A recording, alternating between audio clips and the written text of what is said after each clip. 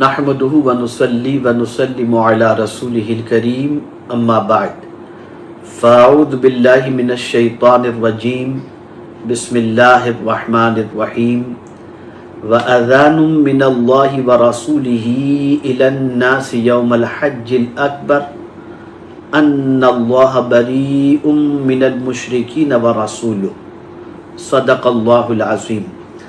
الصلاۃ والسلام علیک یا رسول اللہ، الصلاۃ والسلام علیک یا حبیب اللہ، الصلاۃ والسلام علیک یا نبی اللہ وَعَلَىٰ آلِكَ وَأَصْحَابِكَ يَا نور اللہ صلی اللہ تعالی علیہ وسلم۔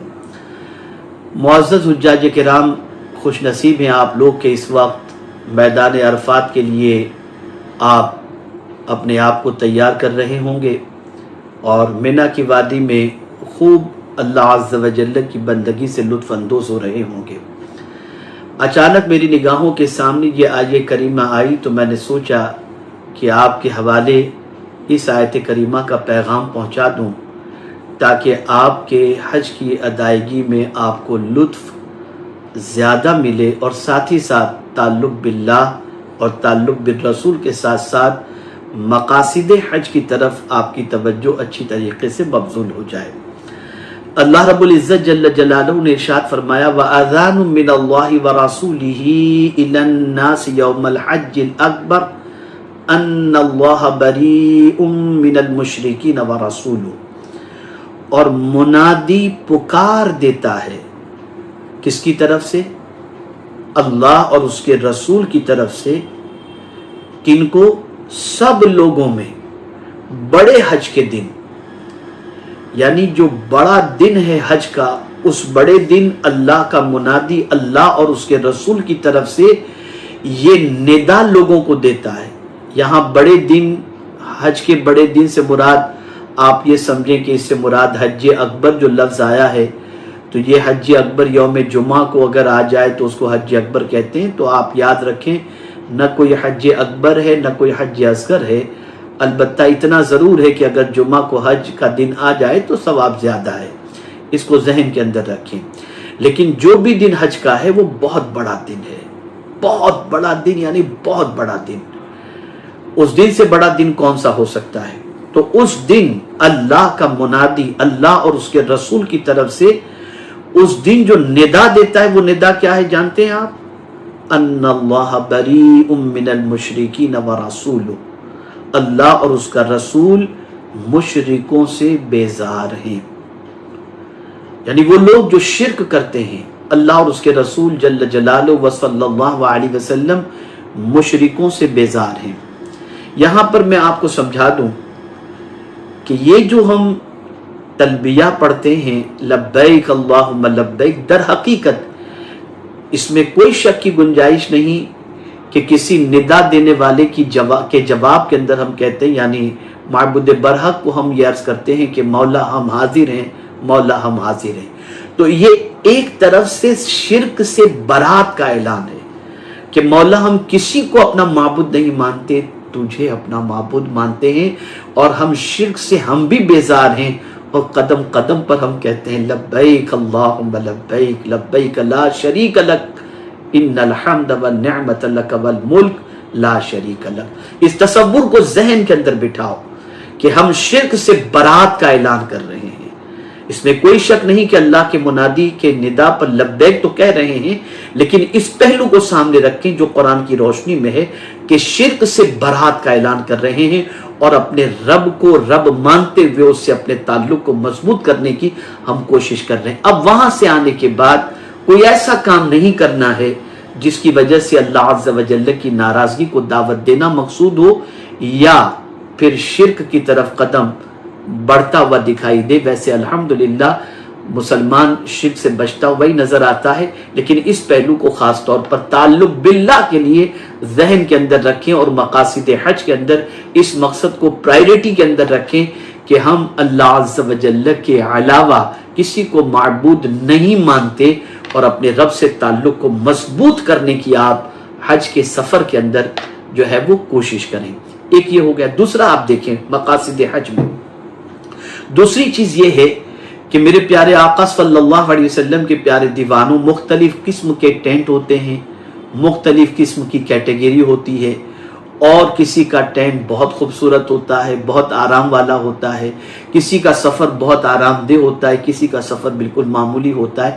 تو یہ جو مختلف کیٹیگری ہیں، اس کیٹیگری کی وجہ سے حج پر کوئی فرق نہیں پڑتا، نہ حج پر کوئی اثر ہوتا ہے۔ اور کیٹیگری کے اعتبار سے کسی کا حج بہت بڑا یا قبول، یا کسی کا حج جو ہے وہ کمزور یا کمتر، ایسا مسئلہ نہیں ہے۔ اصل معاملہ یہ ہے کہ میرے پیارے آقا صلی اللہ علیہ وسلم کے پیارے دیوانوں، کوئی کیسے ہی ٹینٹ کے اندر رہے، لیکن سب کے جسم پر 2 چادر ہی ہوا کرتی ہے، اور یہ 2 چادر میرے رب کی طرف سے یہ ایک پیغام ہے، میرے بندے تو کتنا بھی بڑا ہو جا، میری بارگاہ میں تجھے حاضر ہونا ہے تو انہی 2 چادروں کے ذریعے حاضر ہونا ہے۔ اور سن لے، میں آج کے دن کوئی فرق بندوں کے درمیان نہیں رکھ رہا۔ آج میرے نزدیک سب سے عزت والا وہ جو سب سے زیادہ تقوی والا ہے، جو زیادہ تقوی اختیار کرے گا، آج اس کا مرتبہ میرے نزدیک بہت زیادہ ہے، نہ لباس سے ہے، نہ مال سے ہے، نہ زر سے ہے، تقوی تقوی اور تقوی۔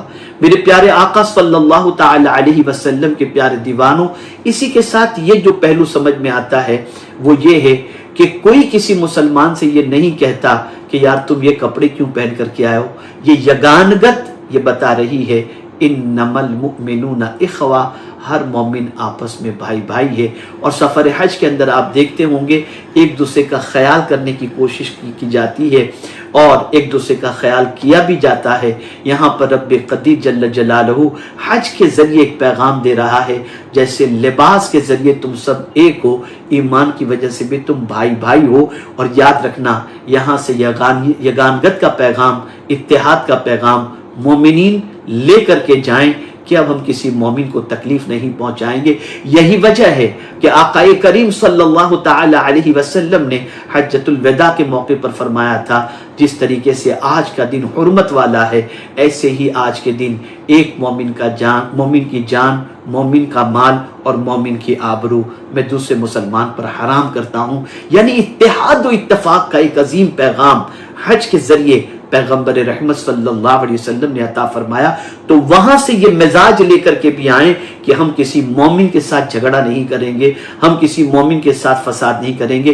اسی طریقے سے آپ دیکھیں آقا کریم صلی اللہ علیہ وسلم نے وہیں پر حدیث مبارکہ میں ایک جگہ پر رسول اعظم صلی اللہ علیہ وسلم نے بڑا پیارا ارشاد فرمایا، جس سے یہ بات واضح ہوتی ہے کہ رسول اعظم صلی اللہ علیہ وسلم بھی حج کے ذریعے اتحاد اور یگانگت کا پیغام عطا فرماتے ہیں۔